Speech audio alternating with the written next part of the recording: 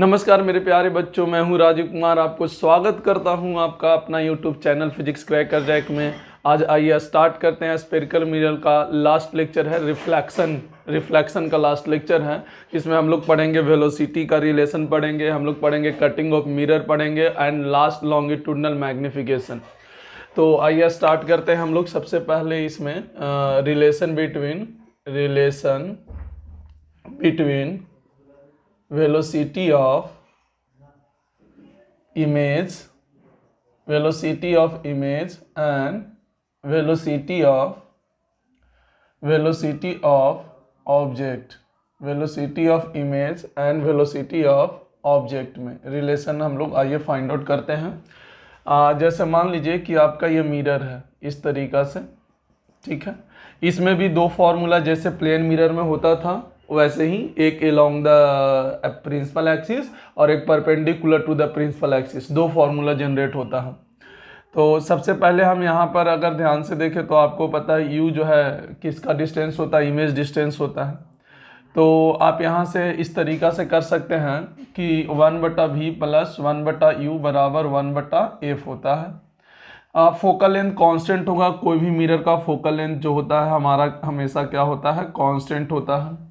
अच्छा, u बदलेगा क्योंकि अगर ये आगे पीछे जाएगा तो u बदल सकता है, v बदल सकता है, u बदल सकता है, v बदल सकता है। इसका मतलब वेलोसिटी ऑफ ऑब्जेक्ट होगा, वेलोसिटी ऑफ इमेज होगा, ये नहीं होगा। जब आप इसको डिफ्रेंशिएट करिएगा, यहाँ पर ऐसे लिख दीजिए both side differentiating with respect to time के रिस्पेक्ट में। तो आप देख सकते हैं -1/v² dv/dt माइनस में 1/u² du/dt is equal to, यहाँ पर 0 हो जाएगा। क्योंकि अगर आप टाइम के रिस्पेक्ट में करते हैं तो पहले v के रिस्पेक्ट में करिएगा और उस v को फिर टाइम के रिस्पेक्ट में करिएगा।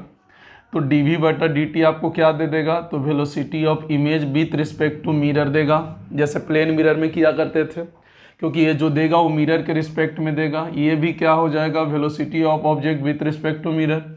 तो जब आप यहाँ से क्लियर कट देखिएगा तो आपको दिखाई देगा यहाँ पर कि जब वेलोसिटी ऑफ ऑब्जेक्ट है विथ रिस्पेक्ट टू मिरर वो v² के साथ अटैच रहेगा, क्योंकि ये v² के साथ अटैच उधर जाएगा तो ये v², और ये माइनस में u² है velocity of image with respect to the mirror. तो अगर यहाँ पर देखें वेलोसिटी ऑफ इमेज निकालना है with respect to the mirror, तो यहाँ पर हो जाएगा v²/u² minus velocity of object with respect to the mirror. मतलब अगर जनरल फार्मूला देखा जाए तो velocity of image minus velocity of mirror and minus में v²/u², यहाँ पर हो जाएगा velocity of object minus velocity of mirror. तो ध्यान से देखिए, हालांकि वेक्टर फॉर्म में लिख सकते हैं, ना भी लिख सकते हैं, कोई फर्क नहीं पड़ता। तो देखिए यहाँ से वेलोसिटी ऑफ इमेज क्या हो जाएगा, वेलोसिटी ऑफ मिरर उधर जाके ऐड हो जाएगा, तो आपका यहाँ से वेलोसिटी ऑफ इमेज निकल सकता है। तो ये तब फॉर्मूला करिएगा जब अलोंग द प्रिंसिपल एक्सिस, यहाँ पर लिख सकते हैं कि particle is moving along the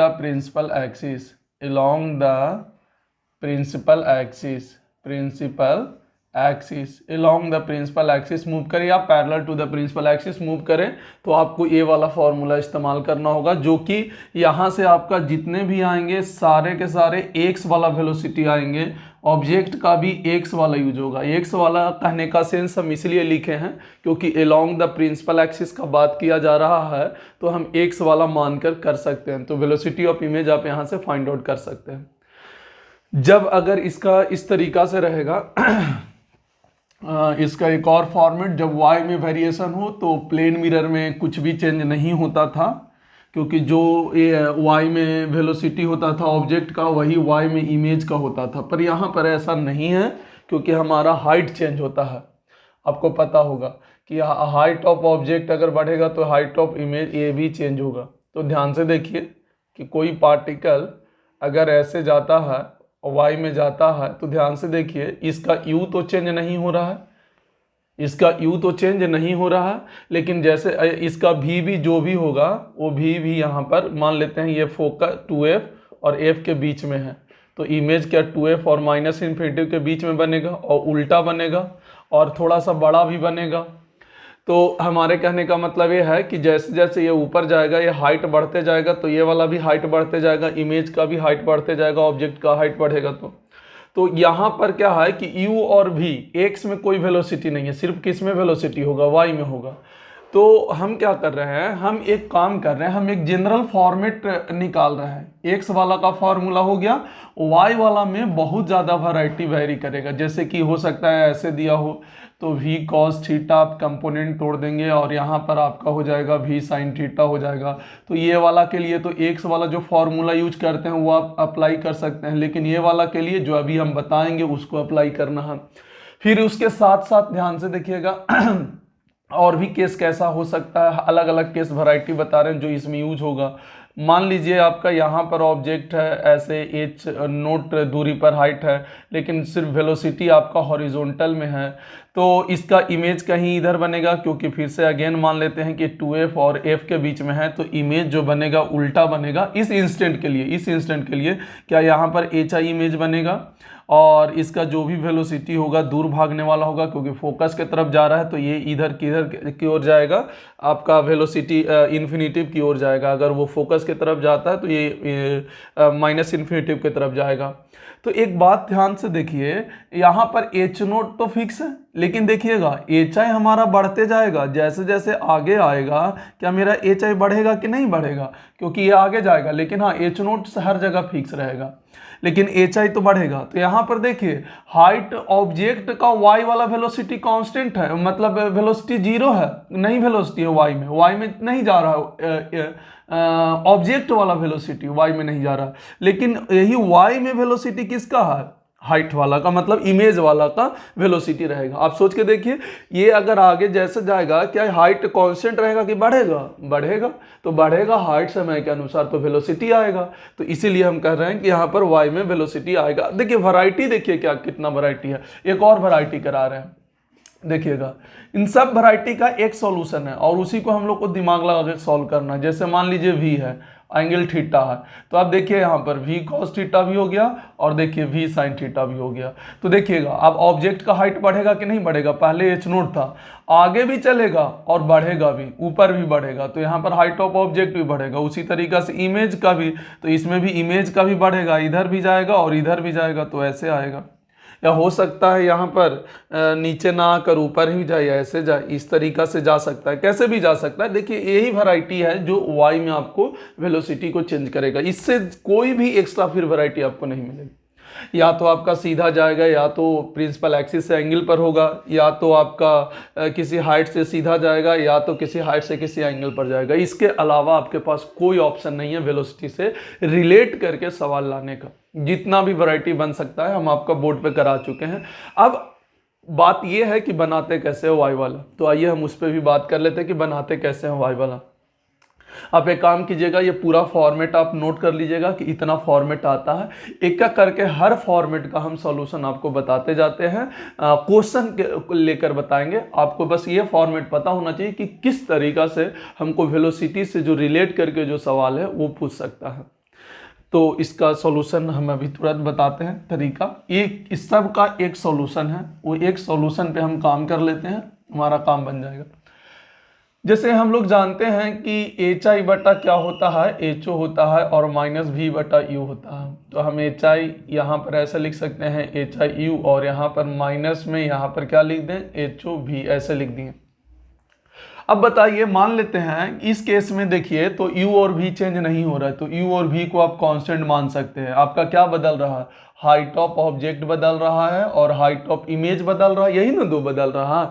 तो ये दोनों को हम बदल कर सकते हैं, लेकिन हम एक जनरल बता रहे हैं, ये इस केस के लिए। बाकी केस में जाइएगा तो यू ओ भी बदल सकता है।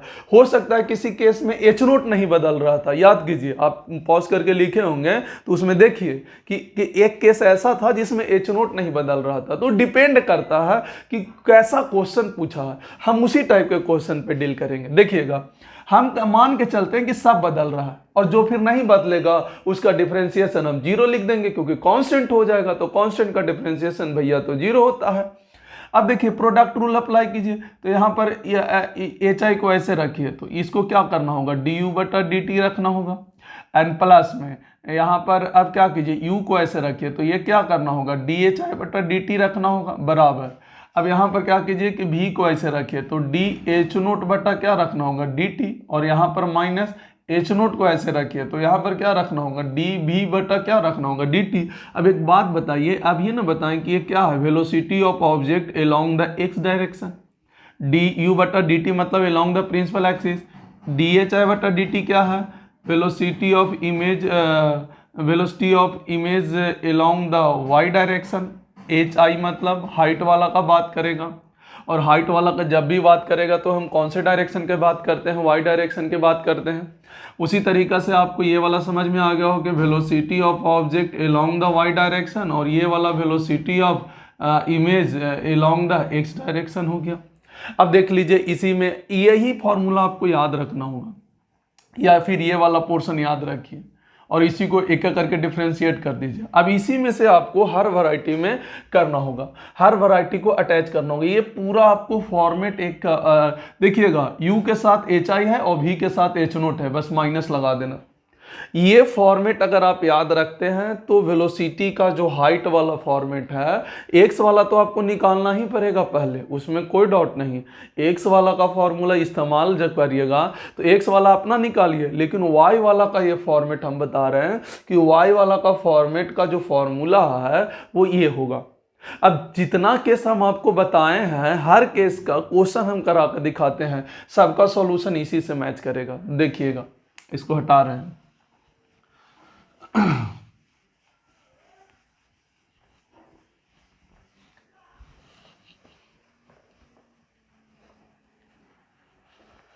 जैसे देखिए, मान लेते हैं, स्टार्ट करते हैं क्वेश्चन, हर वैरायटी का क्वेश्चन कराते जाते हैं।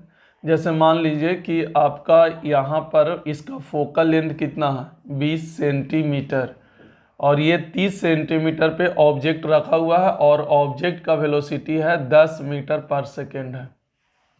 ऑब्जेक्ट का वेलोसिटी कितना है, 10 मीटर पर सेकेंड। तो सबसे पहले एक बात बताइए, ये वाला जो ऑब्जेक्ट है का जो वेलोसिटी दिया है, क्या अलोंग द प्रिंसिपल एक्सिस है, तो हम velocity of object along the X direction बोल सकते हैं। X direction velocity of object with respect to mirror, क्योंकि मिरर को भी हम यहाँ पे चला दे रहे हैं कितना मीटर पर सेकेंड से, 4 मीटर पर सेकेंड से चला दे रहे हैं। यहाँ पर जो चला रहे हैं वेलोसिटी ऑफ मिरर जो है वो कितना मीटर पर सेकेंड से चलेगा, 4 मीटर पर सेकेंड से ऐसे चल रहा है, इस तरीक़ा से। तो एक बात बताइए, फॉर्मूला भी क्या था, velocity of image minus velocity of mirror and minus v square बटा u square, velocity of object minus velocity of mirror. अच्छा, v निकालने के लिए कौन सा फॉर्मूला इस्तेमाल करेंगे, uf बटा u माइनस एफ, सॉल्व करिएगा -60 सेंटीमीटर आ जाएगा, क्योंकि मिरर के फ्रंट में है तो u माइनस में हो जाएगा और फोकल लेंथ भी माइनस में होगा, जब पुट करिएगा तो -60 आएगा। तो वेलोसिटी ऑफ इमेज ये ऑलरेडी हम बता चुके हैं पिछले लेक्चर में, इसलिए इतना फास्ट डायरेक्ट लिख चुके हैं, uf बटा u माइनस एफ से।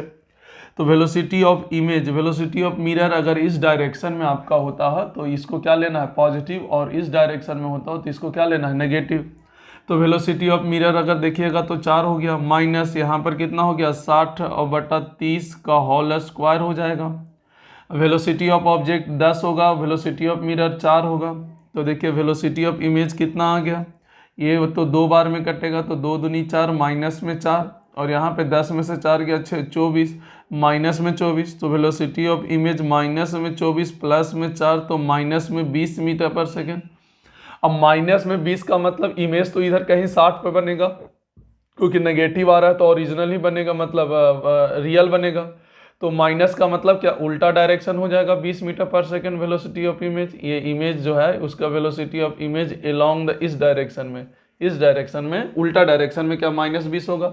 तो मतलब जैसे जैसे ये इधर जाएगा वैसे वैसे ये इधर जाएगा। तो सिंपल से इस तरीका से आप कहानी देख सकते हैं। इसी कहानी में हम ट्विस्ट देते हैं, ध्यान से देखिएगा। हर को सॉल्यूशन हर का हम करके नहीं दिखाएंगे, सॉल्यूशन आपको हर का करना पड़ेगा। हम सिर्फ एक और आइडिया दे रहे हैं। जैसे मान लीजिए कि ये 10 मीटर पर सेकेंड है, यहाँ पर ऑब्जेक्ट है, ठीक है। अब मान लीजिए कि ये वाला आपका कितना सेंटीमीटर में है, 30 सेंटीमीटर में है, फोकल लेंथ 20 है, इसको 20 मीटर पर सेकेंड मान के चलिए।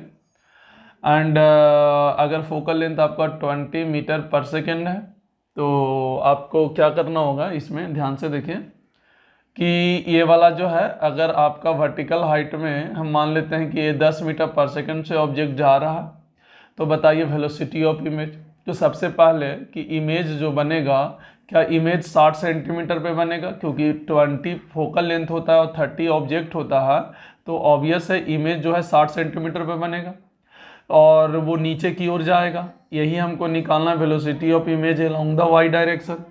अच्छा एक बात बताइए, कभी भी 30 बदलेगा क्या? जब ऊपर चलते रहेगा तो 30 में कोई परिवर्तन नहीं होगा, तो जब 30 में परिवर्तन नहीं होगा तो 60 में भी कोई परिवर्तन नहीं होगा। तो हम फॉर्मूला क्या बताए थे, ध्यान से देखिएगा। क्या यहाँ पर ऐसे बताए थे कि एच आई डी यू बटा डी टी होता है और यू डी एच आई बटा डी टी होता है बराबर। यहाँ पर अगर आप देखिएगा तो माइनस भी डी एच नोट बटा डी टी होता है और माइनस में एच नोट डी भी बटा डी टी होता है। अब बताइए u जब चेंज नहीं करेगा तो डी यू बटा डी टी का वैल्यू कितना हो जाएगा, 0। उसी तरीका से v जब चेंज नहीं करेगा तो डी वी बटा डी टी का वैल्यू क्या हो जाएगा, 0। अब हमारे पास ये बचा u का वैल्यू कितना है, देखिए तो माइनस में 30 साइन के साथ ही पुट करना है। डी एच आई बटा डी टी मतलब velocity of image along the Y direction, ये हमको निकालना है।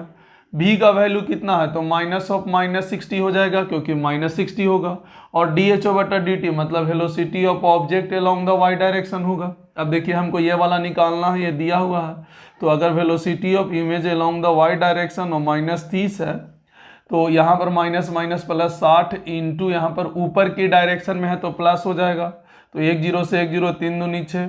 तो देखिए velocity of image along the Y direction क्या -20 मीटर पर सेकेंड हो गया, और -20 का मतलब ऑब्वियस है कि नीचे की ओर, इसीलिए ऑलरेडी हम पहले भी डिसाइड कर चुके थे कि नीचे की ओर ही जाएगा। तो देखिए यहाँ से ऐसे होगा, आपको इसी में से पता करना होगा अकॉर्डिंग टू क्वेश्चन कि कौन सा पार्ट आपका 0 है, और बहुत आसानी से वो पकड़ में आ जाता है। ठीक है, देखिए और दिखाते हैं इसमें।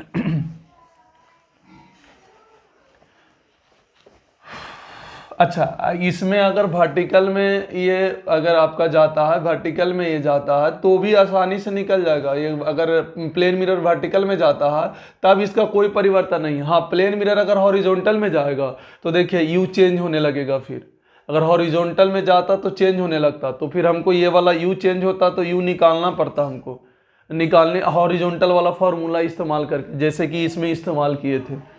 तो बस याद रखना है कि u का वैल्यू चेंज ना हो, जो भी वैल्यू चेंज हो रहा है उसके अनुसार हमको निकालना होगा। u का वैल्यू चेंज हो रहा है मतलब x वाला फॉर्मूला यूज होगा और नहीं तो y वाला यूज होगा। अब जैसे देख लीजिए कि मान लीजिए हमारे पास ऐसे है और हमारे पास ये है, ये मेरा क्या है, ऑब्जेक्ट है। फिर से फोकल लेंथ आप मान लीजिए कि 20 सेंटीमीटर ही है और ऑब्जेक्ट दूरी 30 सेंटीमीटर है। ऐसे 20 मीटर पर सेकंड, सेंटीमीटर नहीं मीटर ही लेके चले, सारा के सारा मीटर में हो रहा। एंगल 37 डिग्री है तो इधर कितना हो जाएगा 16 और इधर कितना हो जाएगा 12। देखिए, और मिरर को भी मान लीजिए कि 4 मीटर पर सेकंड से ये घूम रहा है। तो देखिए सबसे पहले क्या इसमें दोनों फॉर्मूला इस्तेमाल करना होगा, y वाला भी और x वाला भी। x वाला भी इस्तेमाल करना होगा और साथ ही साथ y वाला भी इस्तेमाल करना होगा। तो x वाला के लिए हम velocity of image along the x direction, भी तो ऑब्वियस है कि -60 सेंटीमीटर ही आएगा क्योंकि फोकल लेंथ और ये ऐसे है तो 60 इधर ही कहीं बनेगा। तो वेलोसिटी ऑफ इमेज अगर देखना हो तो क्या वेलोसिटी ऑफ मिरर एंड यहाँ पर क्या होता था, यहाँ पर होता था माइनस में v² बटा u square velocity of object minus velocity of mirror. तो वेलोसिटी ऑफ मिरर 4 हो गया। यहाँ पर देखिएगा तो 60 बटा 30 माइनस माइनस तो ऐसे ही कैंसिल हो जाता है, और वेलोसिटी ऑफ ऑब्जेक्ट 16 है -4 है। तो देखिए यहाँ पर से 4 और ये कितना हुआ 2 दूनी 4 -4 और 6 16 12 12 चौ 48, 48 में से गया तो -44 मीटर पर सेकेंड। -44 का मतलब इधर हो गया velocity of image x direction 44 metre per second हो गया। y वाला इस्तेमाल करिएगा तो y वाला फॉर्मूला इस्तेमाल कर लीजिए। y वाला फॉर्मूला क्या होता है, तो अगर ध्यान से देखें तो यहाँ पर होता है u डी एच आई बटा डी टी और एच आई डी यू बटा डी टी बराबर, यहाँ पर होता है -v डी एच नोट बटा डी टी और माइनस में एच नोट डी वी बटा डी टी होता है कि नहीं होता है। अब एक बात बताइए, इसमें से यू वी भी चेंज हो रहा है क्या? हाँ चेंज हो रहा है। इसमें से क्या चेंज नहीं है इस इंस्टेंट पर अगर आप ध्यान से देखें तो आपका एच नोट का वैल्यू 0 है, तो एच नोट का वैल्यू 0 है तो एच आई का भी वैल्यू क्या हो जाएगा? 0। हाँ, डी एच ओ बटा डी टी 0 नहीं है क्योंकि वो धीरे धीरे बढ़ रहा है, तो टाइम के अनुसार डी एच आई बटा डी एच ओ बटा डी टी भी होगा और डी एच आई बटा डी टी होगा। लेकिन इस इंस्टेंट पर क्या मेरा एच ओ का वैल्यू 0 है? एच ओ क्या होता है? हाइट ऑफ ऑब्जेक्ट, और एच आई क्या होता है? Height of image. तो यहाँ पर इस केस में हाइट ऑफ ऑब्जेक्ट क्या है? 0। इस केस में हाइट ऑफ इमेज क्या है? 0। तो यहाँ पर 0 होगा। तो देखिए कौन कौन सा पोर्शन 0, एक ए 0 हो गया और एक ए 0 हो गया। अब बचाइए, तो u का वैल्यू कितना है? -30। ये वाला निकालना है velocity of image along the Y direction. उसी तरीका से ये वाला -60 और ये वाला है velocity of object along the Y direction. अब देखिए ध्यान से, ये वाला तो हो गया, 2 बार में काट दीजिए। तो velocity of image along the Y direction minus में 2 times velocity of object along the Y direction, तो मेरे ख्याल से -24 मीटर पर सेकेंड। और -24 का मतलब किधर होगा? नीचे होगा। तो रिजल्टेंट आप देख सकते हैं कि इधर होगा। तो आप यहाँ से कल देखिए कितना आसानी से कैलकुलेट कर सकते हैं। हमेशा वर्टिकल वाला के लिए ये वाला फॉर्मूला इस्तेमाल करें and horizontal along the principal axis के लिए ये वाला फॉर्मूला इस्तेमाल करें। ऑलवेज आपका वेलोसिटी से रिलेट करके सारा सवाल सॉल्व हो जाएगा।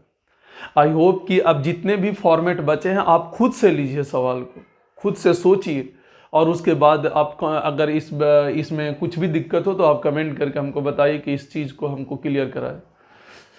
चलिए आगे बढ़ते हैं। तो ये था हमारा कहानी वेलोसिटी का।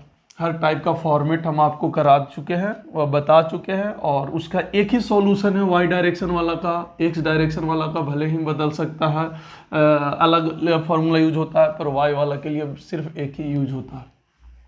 आइए ऐसे ही हम लोग पढ़ते हैं, एक ट्रांसवर्स मैग्निफिकेशन पढ़े थे। अब उसी का एक और मैग्निफिकेशन होता है लॉन्गिट्यूडनल मैग्निफिकेशन। तो आइए उस पर भी बात करते हैं। Longitudinal magnification, longitudinal magnification, longitudinal magnification. देखिए लॉन्गिट्यूडनल मैग्निफिकेशन क्या होता है। जैसे मान लीजिए कि ये आपका मिरर है, थोड़ा सा ध्यान से देखिएगा। अब एक बात बताइए, यहाँ पर आपका 2f है और यहाँ पर आपका f है। अब बताइए यहाँ पर ऑब्जेक्ट कुछ अब इस प्रकार से रखा हुआ ऐसे, जिसका लेंथ ऑफ ऑब्जेक्ट ए है, b है। तो ये length of object L note हो गया। अच्छा एक बात बताइए, इसका इमेज कैसे होगा? हम मान लेते हैं पहले ए का निकालेंगे, ए से बी जाएंगे। तो जैसे ही 2f से f के तरफ ऑब्जेक्ट बढ़ता है, क्या इमेज इन्फिनिटिव की तरफ होता है कि नहीं? तो अगर आप ध्यान से देखेंगे, ये ए वाला थिकनेस नेग्लिजिबल रखना है, ये वाला जो थिकनेस है आपका नेग्लिजिबल रखना है। तो इस बात को हमेशा, ये वाला पोर्शन को अगर ध्यान से देखेंगे तो देखिए जो 2f के नज़दीक है, इमेज उसका 2f के नज़दीक बनेगा, लेकिन जैसे जैसे फोकस की तरफ जाएगा ये बहुत ज़्यादा दूरी बढ़ेगा। ये वाला थोड़ा सा बड़ा ऐसे बनेगा, जिसको आप लेंथ ऑफ ऑब्जेक्ट कहिएगा, लेंथ ऑफ इमेज। ये वाला ए डैक्स हो गया और ये वाला बी डैक्स हो गया। ये वाला आपको समझ में आया होगा, नहीं समझ में आया एक बार हम वापस करते हैं। एक बात बताइए, जैसे जैसे दूर जाइएगा क्या इमेज हमारा इन्फिनिटिव की तरफ जाता है? तो अगर यहाँ पर ए है तो यहाँ पर ए डेक्स बनेगा जो 2f के नज़दीक होगा, और b जो है फोकस के नज़दीक है, तो क्या ये इन्फिनिटिव के नज़दीक चला जाएगा? ध्यान से, पूरा उतना नहीं जा रहे हैं हम, इतना ही दे रहे हैं क्योंकि यहाँ से कुछ ना कुछ तो अपना दूरी होगा ना। तो इसका पहले इमेज निकाल सकते हैं। अगर इसका फोकल लेंथ पता हो तो इस ऑब्जेक्ट का u और f को यूज करके इसका इमेज निकालेंगे तो इधर होगा, उसी तरह इसका निकालेंगे तो यहाँ पर आएगा। क्यों इसका पहले होगा? क्योंकि जैसे जैसे हम बढ़ते हैं हमारा इन्फिनिटिव की तरफ जाता है। तो यहाँ पर बोला गया कि लॉन्गिट्यूडनल मैग्निफिकेशन क्या है। लॉन्गिट्यूडनल मैग्निफिकेशन जो मेरा होगा, लॉन्गिट्यूडनल मैग्निफिकेशन जो होगा मेरा, वो क्या होगा? तो बोला गया लॉन्गिट्यूडनल मैग्निफिकेशन जो होता है वो सिंपल सा कहा जाता है लेंथ ऑफ इमेज बटा length of object, length of object. अच्छा यहाँ पर अगर आप ध्यान से देखें, अगर आप यहाँ से जाइए, अगर यहाँ से जाना स्टार्ट करते हैं तो पहले कौन आया? B, और लेकिन यहाँ कौन आया? A। तो अगर हम इधर से जाना स्टार्ट करते हैं तो अगर पहले बी मिला और फिर बाद में बी मिलता तब तो पॉजिटिव में होता, लेकिन अगर उल्टा मिल गया तो नेगेटिव में, तो माइनस में एल आई बटा यहाँ पर एल ओ। इस तरीका से हम लोग लॉन्गिट्यूडनल मैग्निफिकेशन निकालते हैं। माइनस कैसे लिखते हैं आपको समझ में आ गया होगा कि अगर आप इमेज के तरफ से या कहीं से एक तरफ से आप चलना स्टार्ट करते हैं तो इमेज में अगर पहले बी मिला तो ऑब्जेक्ट में भी पहले बी मिलेगा तब पॉजिटिव होगा, लेकिन अगर उल्टा मिल गया, ए मिल गया, तो समझिए कि वहां पर क्या हो जाएगा, आपका उल्टा नेगेटिव साइन आ जाएगा। इस बात को हमेशा ध्यान में रखिए। तो यही आपका लॉन्गिट्यूडनल मैग्निफिकेशन है। लॉन्गिट्यूडनल मतलब लेंथ में इसमें डिसाइड होता है और बहुत ज़्यादा वैरायटी आता है इसमें सवाल, जैसे कि बहुत सारा वैरायटी है। हालांकि हम एक सवाल इसमें करा के दिखाएंगे, लेकिन एक सवाल और भी इस तरीका से आता है। कभी कभी ऐसे आता है, देखिए ये 2f है और ये f है, ये वाला f है। इसमें आपको ऐसे आएगा, देखिएगा ध्यान से। जैसे मान लेते हैं कि इस टाइप का आता है, कभी कभी ऐसे आता है, इस टाइप का। यहाँ पर देखिएगा इस तरीका का आपका आएगा कि ये वाला हाइट दिया रहेगा, ये वाला हाइट दिया रहेगा। जैसे कि ये वाला दिया हुआ है ऐसे, ये वाला 1 सेंटीमीटर है, ये वाला 0.5 सेंटीमीटर है, और ये वाला लेंथ भी दिया रहेगा आपको ऐसे, मान लीजिए 5 सेंटीमीटर है, ऐसे दिया रहेगा। तो एक बात बताइए, ये ऑब्जेक्ट अगर आपका है, ये वाला ए ले लेते हैं, ये बी ले लेते हैं, तो एक बात बताइए इसका लेंथ क्या छोटा इसमें बनेगा? क्योंकि 2f वाला तो 2f के बराबर बनेगा, इसमें कोई डाउट नहीं।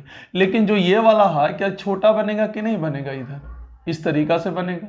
और इसका हाइट निकालने का फॉर्मूला होगा भाई, इसका इमेज, ये वाला का इमेज कहाँ बनेगा? इधर बनेगा। जो इन्फिनिटिव के तरफ होता है वो फोकस के तरफ होगा, और जो 2f के तरफ होता है वो 2f के तरफ होगा। पर यहाँ पर तो 2f पर ही है तो यहीं पर बनेगा, लेकिन जो इन्फिनिटिव के तरफ है वो फोकस के तरफ बनेगा। और सोचिए हाइट निकालने के लिए कौन सा फॉर्मूला इस्तेमाल करेंगे? एच आई बटा एच ओ और माइनस वी बटा यू।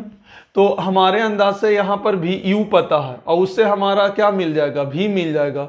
तो v और u मिल गया, और एच आई तो निकालना ही है, और एच नोट ए वाला पता है, तो ये वाला हाइट नहीं पता चल जाएगा। ऑब्वियस है इधर जो होगा उससे यहाँ छोटा होगा, और यहाँ जो होगा उससे यहाँ बड़ा होगा। ऑब्वियस ये हमेशा हम लोग को, हम बोले थे उस दिन कि आप लोग सिर्फ रटिए नहीं कि यहाँ पर बनने पर ये ऐसे बनता है ऐसे बनता, आपको फील करना होगा कि यहाँ जो ऑब्जेक्ट है तो इधर बड़ा इमेज बनेगा, और अगर इधर जो इमेज है ऑब्जेक्ट है उसका इमेज यहाँ छोटा बनेगा, चाहे जैसे भी हो। तो यहाँ पर तो सेम साइज का रहता है, फिर धीरे धीरे घटता है ना, तो इस तरीका से बनेगा। तो आपको क्या करना होगा? पहले इसको ऑब्जेक्ट मानते हुए इसका इमेज निकालना होगा, फिर इसको ऑब्जेक्ट मानते हुए इसका इमेज निकालना होगा, फिर आपको ये वाला फॉर्मूला इस्तेमाल करके ये वाला निकालना होगा, फिर ये वाला तो सेम साइज का होता है। तो देखिए यहाँ से आपको बहुत सारा चीज़ मिला होगा। और मैग्निफिकेशन अगर लॉन्गिट्यूडनल के बात करें तो लेंथ ऑफ इमेज, ये वाला लेंथ आपको भी निकालना होगा, लेंथ ऑफ इमेज बटा लेंथ ऑफ ऑब्जेक्ट, और वो भी माइनस में करना होगा। तो यहाँ से आप इस तरह का भी सवाल डील कर सकते हैं। यहाँ से कुछ नहीं है, अलग अलग अपना, जैसे ये ऑब्जेक्ट था ना मेरा, हम इसका ए वाला का इमेज निकाले तो इसका ऑब्जेक्ट डिस्टेंस निकाले, सबको भूल जाइए, पॉइंट इमेज तरह, पॉइंट ऑब्जेक्ट की तरह ट्रीट कीजिए इसको। ऑब्जेक्ट डिस्टेंस है, फोकल लेंथ है, इमेज निकालिएगा तो इतना आ जाएगा। उसी तरह यहाँ करिएगा तो यहाँ आ जाएगा। तो दोनों का लेंथ तो हम कैलकुलेट कर ही सकते हैं कि यहाँ से लेके यहाँ और यहाँ से लेके यहाँ के बीच का दूरी कितना है। तो यहाँ से लेंथ ऑफ इमेज बटा लेंथ ऑफ ऑब्जेक्ट। इस टाइप का सवाल है तो इस टाइप का भी सवाल में भी हम ऐसे डील कर सकते हैं। यहाँ इसको ऑब्जेक्ट मानेंगे और फोकल लेंथ पता रहेगा तो इमेज यहाँ बन जाएगा। इसके अनुसार यहाँ पर है तो ये फोकल 2f पर है तो 2f पर ही बनेगा, इसमें कोई डाउट नहीं। फिर ये दूरी हम निकाल सकते हैं क्योंकि हमको ऑब्जेक्ट इमेज का डिस्टेंस पता है दोनों पॉइंट का।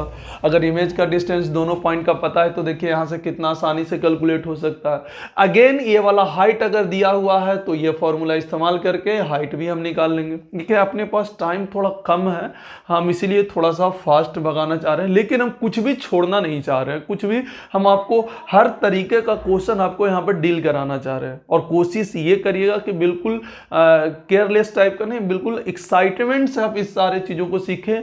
आपको एग्जाम में ऐसा लगेगा कि सारा क्वेश्चन मेरा बनाया हुआ है, एक एक क्वेश्चन आपको डील किया हुआ लगेगा।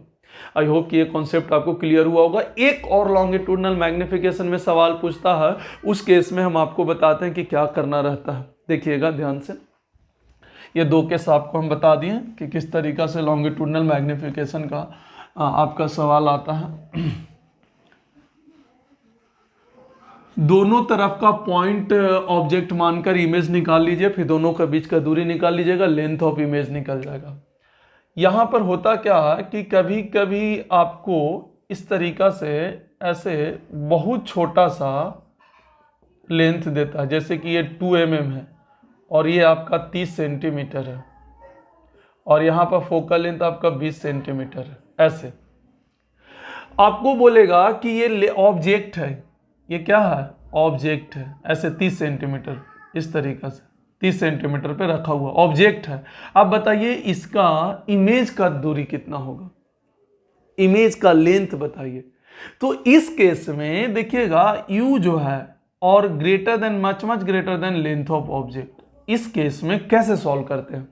तो इस केस में आप सीधा सीधा फॉर्मूला इस्तेमाल कर लीजिए जो हम बता रहे हैं, दोनों तरफ डिफरेंशिएट कीजिए। तो दोनों तरफ जब डिफरेंशिएट कीजिएगा तो -1/v² dv एंड यहाँ पर -1/u² du बराबर 0। यहाँ पर देखिए तो हमको dv निकालना है तो -v² u² यहाँ से du निकल जाएगा आपका। देखिए du का वैल्यू पता है, u का वैल्यू यहाँ पर -30 है, f का वैल्यू -20 है, तो v का वैल्यू सॉल्व होकर कितना होगा -60। कैसे सॉल्व होता है, u f बट्टा u माइनस एफ से आप सॉल्व कर सकते हैं, यहाँ से v निकल जाएगा। v और u का वैल्यू पुट करिए, du का वैल्यू आपको पता है 2 mm, यहाँ पर आपको यूनिट चेंज करने की जरूरत नहीं है क्योंकि ऊपर नीचे सब यूनिट कैंसिल आउट हो जाएगा। तो जो इसका यूनिट होगा आंसर भी किस में आएगा, mm में ही आंसर आएगा। तो देख लीजिए कि कभी भी अगर ऑब्जेक्ट दूरी और लेंथ ऑफ ऑब्जेक्ट में कोई कंपेरेबल नहीं हो,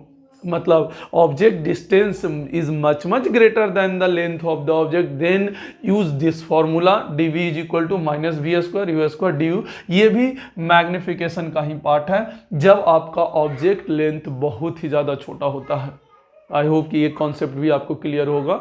तो आपका समाप्त हुआ लॉन्गिट्यूडनल मैग्निफिकेशन। एक लास्ट और है आपका कटिंग ऑफ द मिरर। आइए हम कटिंग ऑफ द मिरर पे भी बात कर लेते हैं। स्फेरिकल मिरर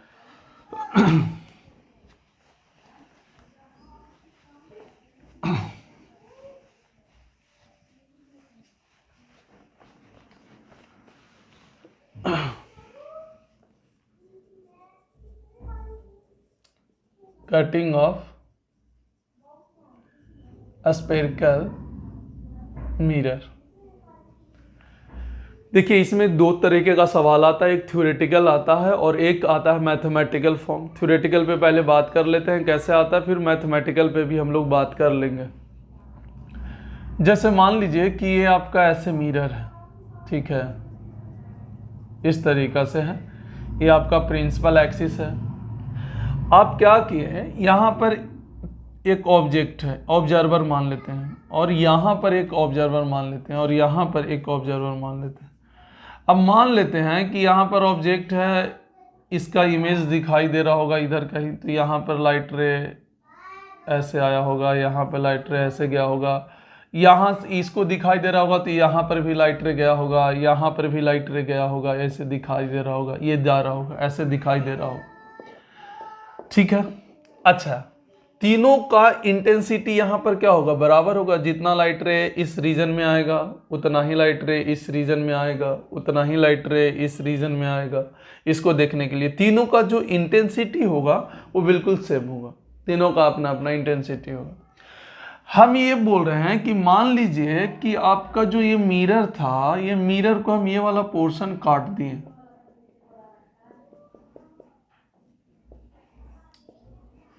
ये वाला पोर्शन जो है आपका कट गया,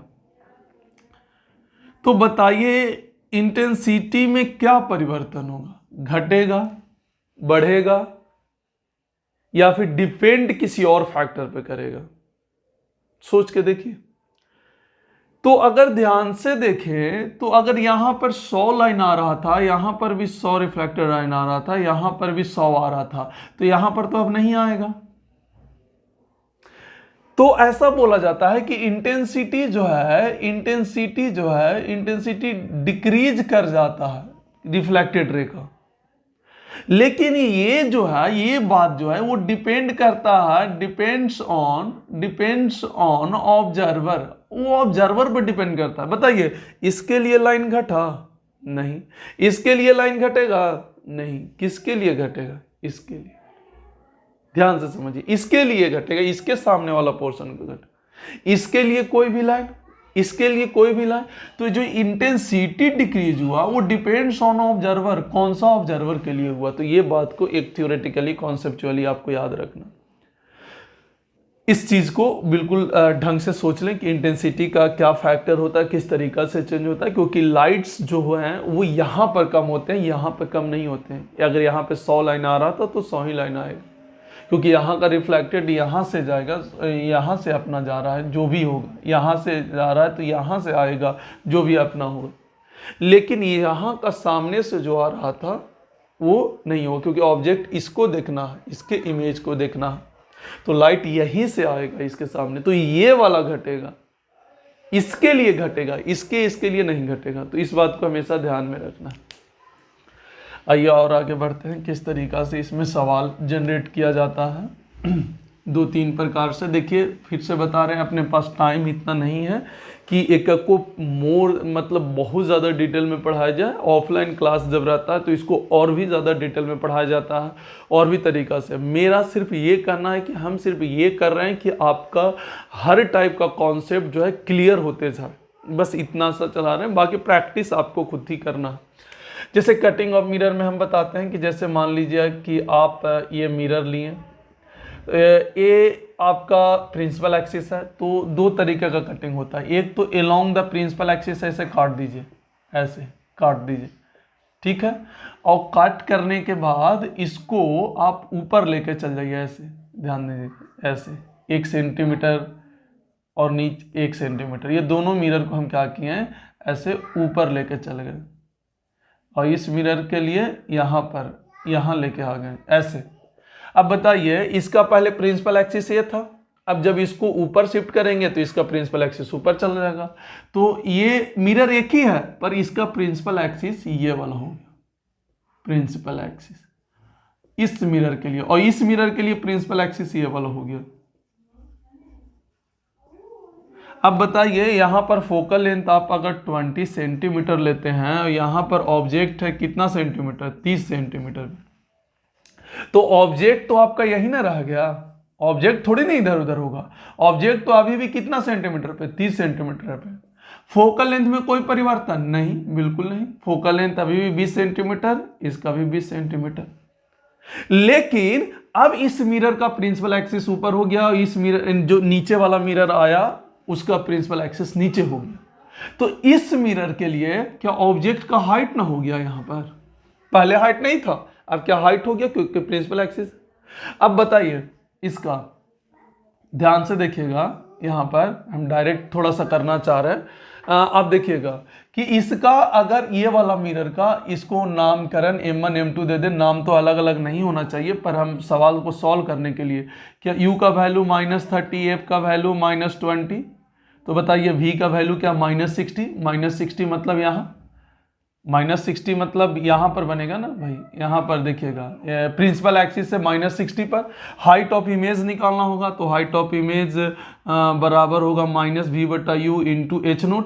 तो -v/u कितना हो जाएगा, ये 2 आएगा, और h0 कितना है 1, तो मेरे ख्याल से -2 माइनस और सॉरी h0 माइनस में 1 होगा क्योंकि नीचे की ओर है, तो यहाँ पर प्लस में 2 आएगा, तो प्लस में 2 सेंटीमीटर आएगा। तो देखिए यहाँ पर इमेज तो बना, पर ऊपर में 2 सेंटीमीटर, तो ये इमेज नंबर 1 इस मिरर के लिए पहला इमेज। देखिए नंबर ऑफ इमेज पहले कितना बनेगा, 2। अब इस ऑब्जेक्ट का नंबर ऑफ इमेज कितना बनेगा, 2। ये मिरर अलग हो गया, ये मिरर। अब देखिए इसके लिए क्या ऊपर है, इसके लिए ऊपर है हाइट ऑफ ऑब्जेक्ट, तो अभी भी इसके लिए जो इमेज बनेगा वो 60 पर बनेगा, क्योंकि फिर से तो 30 ही है ना, फोकल लेंथ उतना ही है, लेकिन हाइट ऑफ इमेज हो जाएगा वो नीचे की ओर हो जाएगा। हाइट ऑफ इमेज 2 सेंटीमीटर, ये I2, तो नंबर ऑफ इमेज कितना बन गया, 2। यहां से कितना बन रहा था, 1, लेकिन जब हम इसको ऊपर नीचे कर दिए तो 2 बन गया, क्योंकि इस मिरर के लिए भी ऑब्जेक्ट दूरी उतना ही, फोकल लेंथ उतना ही, तो इमेज कितना पे बनेगा, 60 पे ही बनेगा। यहां भी कितना बनेगा, 60 पे। अगर ऊपर 2 गया है तो ये नीचे था, तो ये ऊपर गया, तो ये ऊपर है तो ये नीचे आएगा। अब बोल रही है distance between both images, distance between both images कितना होगा,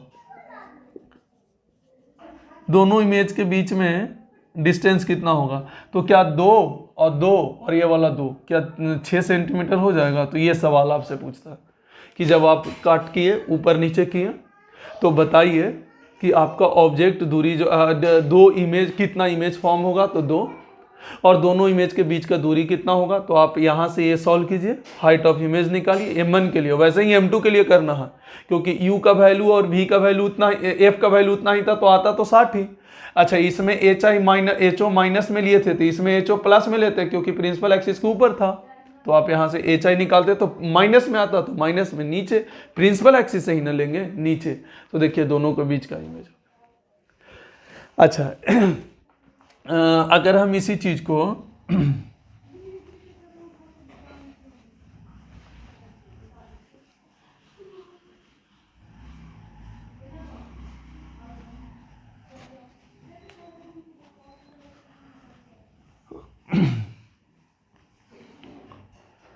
चलिए इसी चीज को एक और तरीका से हम बना सकते हैं, कट कर सकते हैं। कैसे, देखिए जैसे मान लीजिए कि आप ऐसे कट कर दीजिए, यहाँ से ये कट कर दीजिए, ये भी एक तरीका का कटिंग है। देखिए यहाँ से आप क्या किए, ऐसे कट कर दिए, ठीक है, कट कर दिए। आप भी प्रिंसिपल एक्सिस ऊपर नीचे नहीं होगा, अभी भी प्रिंसिपल एक्सिस यही है। फोकल लेंथ अभी कितना है 20 सेंटीमीटर। अभी भी हम ऐसे काट के ऊपर नीचे थोड़ी ना किए हैं, हम बीच से काट दिए हैं। ऑब्जेक्ट अभी भी 30 सेंटीमीटर पे है, कितना सेंटीमीटर 30, सब ऐसे ही हैं।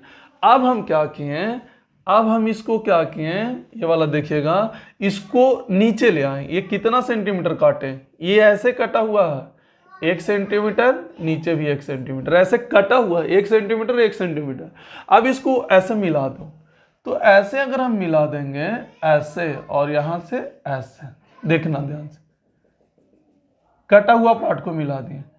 तो सोचिए ये अगर M1 और M2 नाम दे देते हैं, कटने के बाद ऐसे प्रिंसिपल एक्सिस हम मिला दिए, तो सोचिए इसके लिए क्या प्रिंसिपल एक्सिस तो ये वाला था, क्योंकि इस बार यहां काट इस तरीका से काट के ऊपर नीचे नहीं किया गया, इस बार यहां से डायरेक्ट ऐसे ही मिरर को ही हटा दिया गया। तो अब इसको नीचे लाएं तो इसका प्रिंसिपल एक्सिस नीचे जाएगा। तो सोचिए इसका 1 centimetre principal axis, 1 centimetre principal axis, ये P1 हो जाएगा। P1 मतलब M1 मिरर का प्रिंसिपल एक्सिस है। और ये वाला जब ऊपर करिएगा, नीचे वाला जब ऊपर करिएगा, तो नीचे वाला ऊपर करिएगा तो इसका भी तो प्रिंसिपल एक्सिस है ही ना था, तो ये ऊपर चला जाएगा। तो 1 सेंटीमीटर ये ऊपर चला जाएगा। P2 के लिए ये 1 सेंटीमीटर आपका प्रिंसिपल एक्सिस ऊपर चला जाएगा। तो मिरर नीचे है पर उसका प्रिंसिपल एक्सिस ऊपर, मिरर इधर है पर उसका प्रिंसिपल एक्सिस नीचे। अब सोचिए यहां पर ऑब्जेक्ट था और इधर ले लेते हैं ताकि आसानी से, ये ऑब्जेक्ट था, ये कितना सेंटीमीटर 30 सेंटीमीटर। अब M1 मिरर के लिए देखें तो M1 मिरर के लिए प्रिंसिपल एक्सिस ये है तो उसके लिए ये ना हो गया। अब इसका 60 सेंटीमीटर पे बनेगा, यहां से कितना पे बनेगा 60 पे, और ये अगर 1 सेंटीमीटर है तो हाइट ऑफ इमेज कितना होगा 2 सेंटीमीटर, ये I1 बन गया। क्योंकि प्रिंसिपल एक्सिस नीचे है तो इसके हिसाब से हाइट ऑफ ऑब्जेक्ट ऊपर की ओर है तो हाइट ऑफ इमेज नीचे हो जाएगा। अच्छा सेम इसके लिए देखें तो क्या इसके लिए हाइट ऑफ ऑब्जेक्ट नीचे है M2 मिरर के लिए, क्योंकि M2 मिरर का प्रिंसिपल एक्सिस ऊपर है तो प्रिंसिपल एक्सिस से ही ना मेजर करेंगे। तो इसका भी कितना सेंटीमीटर बनेगा 60 सेंटीमीटर पे, वैसा ही, और ये नीचे है तो ये ऊपर बनेगा, ये I2 बनेगा, ये 2 सेंटीमीटर पे, फिर से 6 सेंटीमीटर दूरी हो गया। तो देखिए ये अलग वैरायटी का टाइप का, आपको इस तरह का क्वेश्चन आपको बिल्कुल ओरल डील करने आना चाहिए। अगर आप एक बार क्लिक कर गया कि प्रिंसिपल एक्सिस का चेंजिंग कब होता है तो आप वहां से आसानी से सॉल्व कर सकते हैं। और एक चीज़ तो हमेशा याद रखें 60-30-20 वाला, ये हमेशा आपको काम आएगा।